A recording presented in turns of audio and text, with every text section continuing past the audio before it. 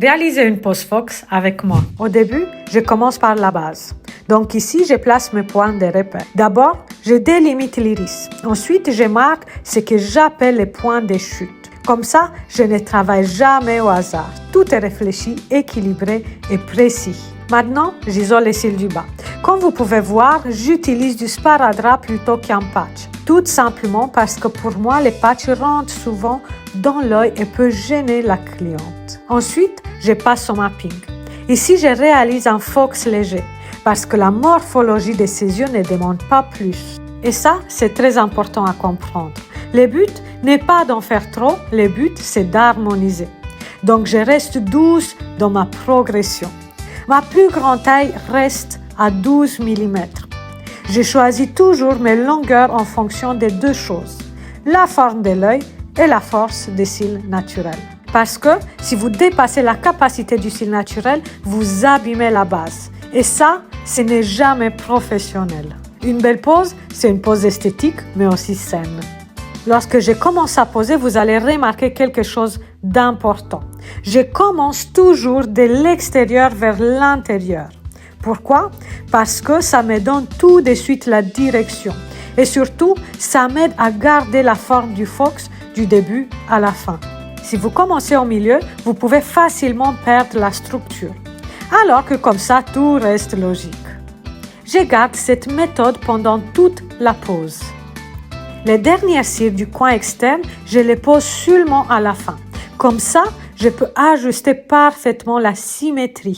Mais surtout, astuce très importante, je ne charge jamais trop cette zone. Parce que si vous mettez trop de volume ici, l'œil peut paraître lourd, voire tombant. Donc, je reste légère. Je préfère la finesse à l'excès. Concernant mes bouquets, j'ai une préférence très claire. Je les aime étroits parce que les bouquets serrés donnent un rendu beaucoup plus fourni visuellement. Mais attention! Pour travailler avec des bouquets étroits, vous avez besoin d'une base ciliaire assez dense. Sinon, vous créez un effet visuel avec des trous. Donc, vous devez toujours adapter votre technique à votre cliente. C'est ça le vrai savoir-faire. Pour la pose Fox, il existe plusieurs possibilités. Vous pouvez jouer sur la direction, les mappings, les longueurs et aussi les courbures. Chaque détail change complètement les résultats. Et tout se choisit uniquement en fonction de la morphologie. Il n'y en a pas un seul Fox, il y en a plusieurs. Par exemple, on peut même créer un effet Fox sur des yeux tombants. Oui, c'est possible.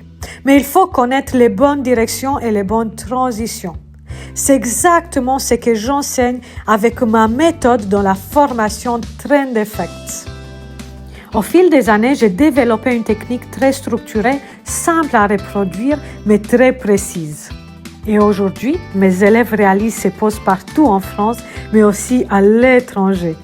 Certaines ont ouvert leur salon, d'autres sont devenues formatrices, et d'autres encore ont complètement transformé leur niveau technique. Parce qu'une bonne méthode change tout. Et justement, restez bien jusqu'à la fin parce que je vais vous montrer une astuce très importante.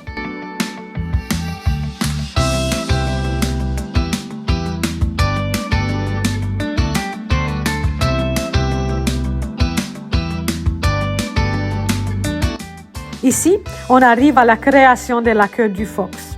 À ce moment-là, je pose des spikes. Je place environ 3 à 4 bouquets bien fermés, bien parallèles au point de chute. Ça crée immédiatement la structure de la queue. C'est ce qui donne cet effet étiré presque graphique.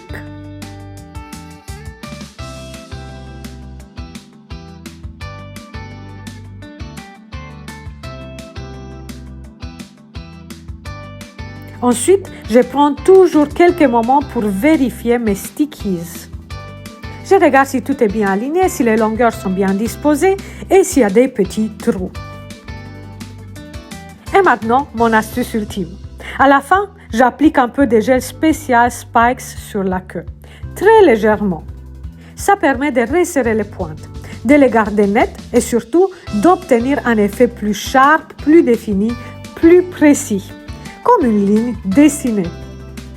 Si vous souhaitez apprendre ces techniques en profondeur, alors je vous invite à rejoindre ma formation Trend Effects, disponible en visioconférence ou en présentiel.